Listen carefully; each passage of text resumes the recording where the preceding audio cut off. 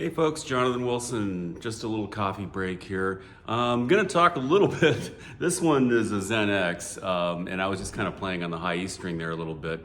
And a little trick that a violin builder taught me some years ago was the way of taming the high E string if it's a little bit too sizzly, which they can be. In this case, it's a D'Addario helichord string.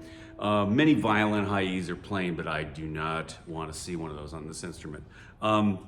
So this one is a really good string. There's also the Taming spirochord, which I like even a little better for its butterier sound. But anyway, another way to do it though with the D'Addario, which is an H515, is pretty nice.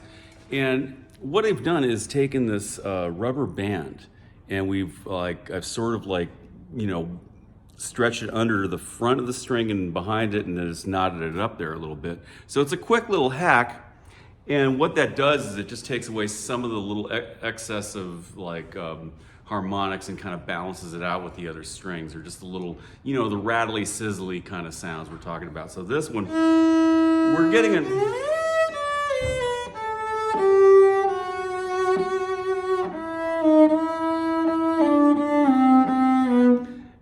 So anyway, like when I'm doing some of these glisses and stuff, I don't get as many little other things flying out, which is pretty cool. So we can actually...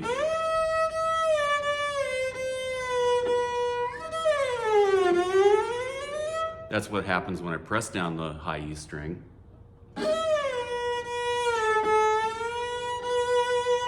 There's also the fun stuff where we can get up in the higher range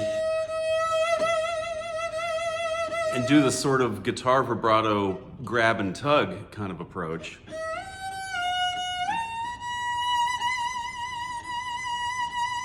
Anyway, that's the little coffee break tip du jour. Other than that, just getting this one's twin built right now, and it's gonna go down to New Zealand, I think.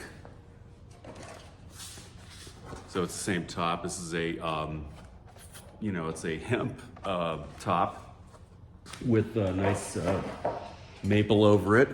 This one here on the rack is just getting sprayed up. This is actually the first prototype of the 10X, or Zen-x now I'm calling it, Zen to the power of X. And this one is going back to New York with Scott Zoid. I put a different top on it and a different fingerboard on it because, we had a few lessons learned on the first one structurally, and so I got that all fixed. This is gonna go back east for demos back there, and Scott's gonna be representing the instrument. He'll be the rep in the greater New York City area. Scott Zoid, shout out to Scott, my purple-haired friend. Anyway, he's gonna be organizing some meetups, and also just he has some factory training here, so any sales and service in the greater New York City area. Also, he's available for Zoom lessons, and he's far more of a bow expert than I am. So he can help with all those kind of geeky things.